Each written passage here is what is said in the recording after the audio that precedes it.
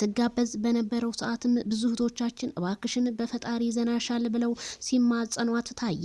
ታዲያ ይህች እህታችን የአንድ ልጅ እናት ስትሆን የሀይሚ ደጋፊ ናት እና ሀይሚዬ እንደዚህ መሆን የለባትም ስትል የማዳም ቅመሞች ግን ምንም ስራ የላችሁም ወይ?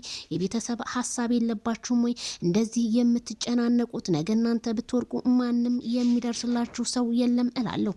እንደዚህ አይነት ቪዲዮ ትናንትና አንድ እህታችን ከብሩኬ ጋር መታ ከብሩኬ አርግዣለሁ ባለችው ሀይሚዬ ፌንት ሰርታ ቪዲዮ ቢያሳዩንም ግን የእህቶቻችንን ልብ በቲክቶኩ ሰብሮ ማደሩ ቢሰማም ግን አሁንም ነገሮቹ እየተጋጋሉ ነው። ሀይሚዬ ያለችበትን ቦታ አላሳወቀችንም። ብሩኬም ምንም የፖሰተው ነገር የለም። እሷ ሆስፒታል ገብታ ነው በማለት ብዙዎቹ ሲጨናነቁ አይተናል።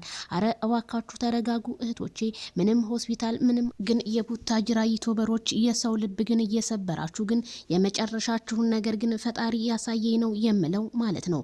ብሩኬ ራሱ አንተ ወስላታ ማስመሰል የማስመሰል ጽጌ የሚታይብህ ሰውዬ ቁመትክን እንደ ወሎ ፈረስ አሳምረ ታዲያ ምን ችግር አለ? ኢንስታግራም ላይ ፖስተ እህቶቻችንን ብታረጋጋቸው ይሄ ሁሉ ንቀት ነው እላለሁኝ።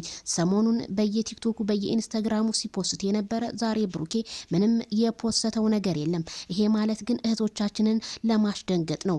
ግን በዚህ ያገኛችሁት ብር ግን ምን አይነት ጥቅም ታገኙበታላችሁ? እውነት እኔ የሰውን ባግን በጣም ከባድ ነው። እህታችን ተረጋጊ እላለሁኝ። ወይ ጨረቃ ፋሚሊዎች ፍቅር ናችሁ ስንል እናንተን ቤት ደግሞ ችግር ጭቅጭቅ መጣ። እኛ ግሬስ ፋሚሊዎች ነበርን የምንለው። ለማንኛውም ጽናቱን ይስጣችሁ እላለሁ።